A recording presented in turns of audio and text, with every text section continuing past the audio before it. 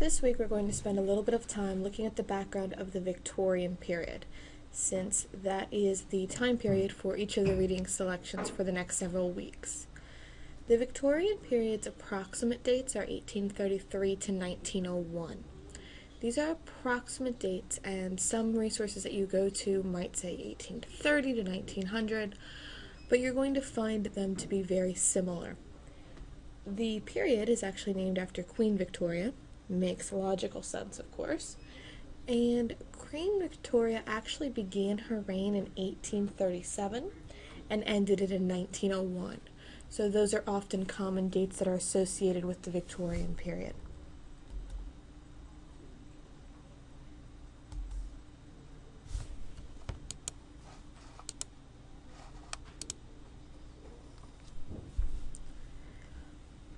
Three big questions that we want to look at today. The first is, what is the relationship between place and literature?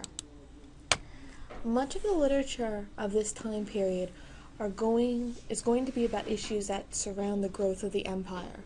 During this time period, England was expanding its borders tremendously, and so a great deal of the literature of the time period has to do with things that occurred because of this expansion. Political, social, economic issues that arose because of the extreme growth of England during this time period. Looking at the growth of the United Kingdom, or England's empire, by the time this period was over, the United Kingdom was responsible or owned 40% of the Earth's land and had control of all of the oceans of the world. Just to give you an idea what that would have looked like. If you take a look at this map, everything in red belongs to the United Kingdom. So you can see not only do they have that little boot up there that's actually England, but you can see they own territory in India, Australia. All of those island names that are underlined in red belong to the United Kingdom. They extended into most of Canada. We have the Grantland up at the top. So the influence of the United Kingdom was tremendous, and this really had a huge effect on people of the time period. The first two questions that I would like you to answer this week, and you're going to want to pause the video at this point so that you can answer these questions in your answer box. The first question, I want you to use the map that I just showed you and your text, and I've given you the pages along the side, 946 to 947. I want you to describe in detail the reach of the United Kingdom's empire. So give me some specifics. And question 2, how is the spirit of empire reflected in Victorian literature? I'd like you to go into a little bit more detail on that. And again, you're going to find pages 946 and 947 of your text helpful. So at this point, pause the video and answer each of those two questions. Once you have answered those questions, please continue the video.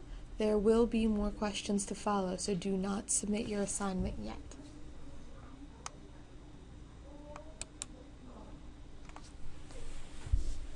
The second question that we're going to look at is, how does literature shape or reflect society? Specifically, we're going to look at how literature of the Victorian period reflected society and what people thought and felt. And each of these reflections comes in a pair of contradictions. So, best of times and worst of times. During this time period, there was a great deal of optimism. People believed that things were getting better. And for a lot of people, things were getting better. However, not for everyone, which brings in the worst of times. We had the Irish famine during this time period, where 2 million people starved to death. We have wars going on, such as the Boer War, concentration camps. You know about concentration camps, I'm sure, from any study that you've done on Nazi Germany, but concentration camps were present during the Boer War. So, on one end of the spectrum, we have people doing very well, who are economically advantaged, and then on the other end of the spectrum, we have 2 million people dying from famine and concentration camps and war. So, contradiction in society. Second contradiction is wisdom versus foolishness. we have some great experiments going on, some great developments in science. Some experiments in electricity are done. Sterile surgery. So before this time period, doctors really didn't know that we needed to make sure that surgery was sterile.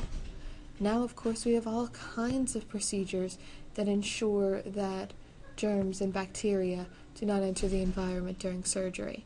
But before then, not so much. So that's a huge advancement in science and a great deal of wisdom coming into play. At the same time, though, there was a sense of foolishness. We had authors like Lewis Carroll, who wrote Alice in Wonderland, and he was known for nonsense pieces like Jabberwocky. So there was kind of a creative foolishness. There was also foolishness in policy, and a lot of it came from people not knowing any better. For instance, there was the whole disaster of the Thames River. During this time period, the people of England got their drinking water from the Thames River, which is fine, except for they were also using that river as a sewer. So they would use their bathroom facilities, which would be the local chamber pot, and dump it into the drain, or dump it which would lead to the river, or dump it directly into the river. And then they would go and get their drinking water from the river. We can sit here now and say, ew, that's disgusting, that's unsanitary, we know that's not healthy, but they didn't know that at that time period. The river was actually so disgusting. At one point, it caused what was referred to, quite literally, as the Great Stink, and the smell became that bad in London that they actually had to shut down government. They had to shut down Parliament because of the smell coming from the river.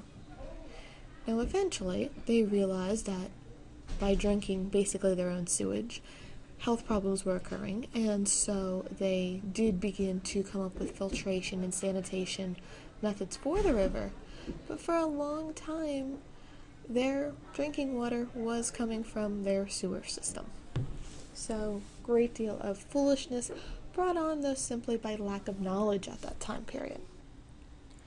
The third contradiction that we have showing up in literature of the time period is belief versus incredulity.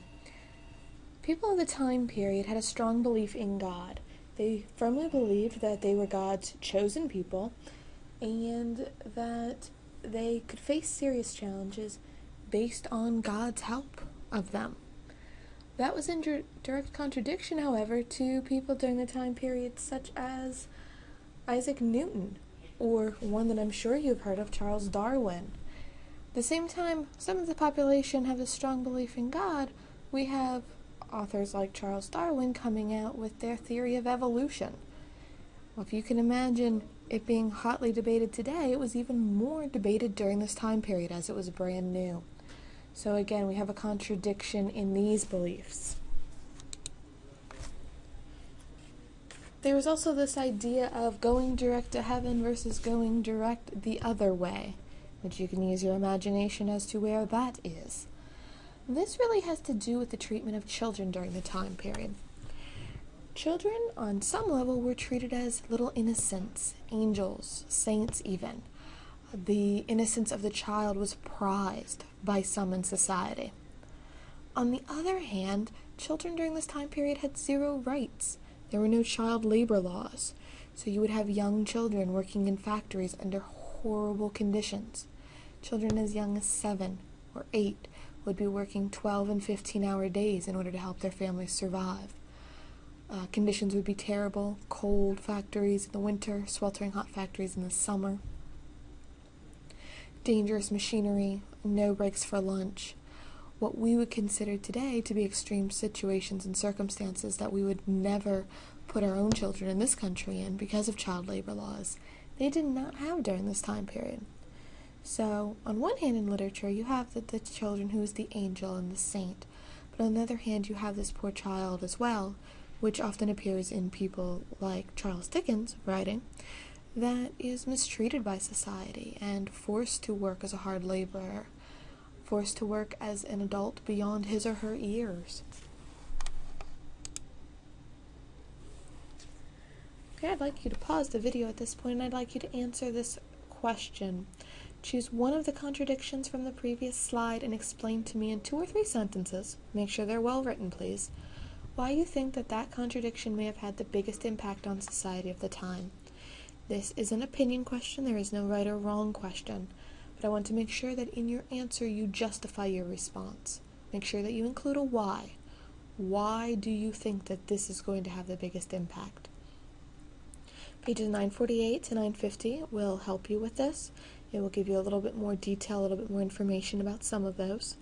You can also go back and review my description of each of those. So pause the video at this point and answer question 3, where you've been answering 1 and 2.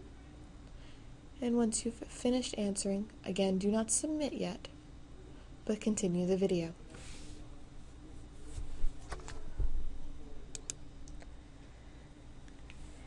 The third major question that we're going to address is, what is the relationship of the writer to tradition? Writers in the Victorian period used old forms in new ways. Old forms that they tended to focus in on, the elegy, the epic, and the sonnet. But they used these forms to create new ideas. They used them in different ways. And you can find out more information about this from your textbook. But you're going to see a lot of these become more personal or more political. They also created and perfected new forms of literature during this time period. The dramatic monologue was created during this time period. Dramatic monologue was created by Robert Browning, who we're actually going to study in a little while. And this is a form of literature that takes a poetic form and is a monologue, so one person speaking it, but it tells you a lot about this the character that's doing the speaking. And again, you will learn more about that later on in the unit. They also spent some time perfecting the novel. The novel to us is commonplace, but at that time period it was not. Usually based on shorter works, like works of poetry, essays, shorter fiction. Now they've begun to adapt and shape the novel into what we would recognize as the novel today.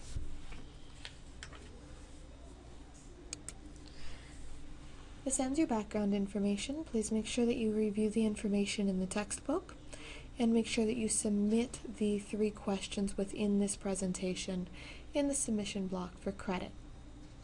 If you have any questions, don't forget to send me a message or an email, and I will be happy to answer any question that you have.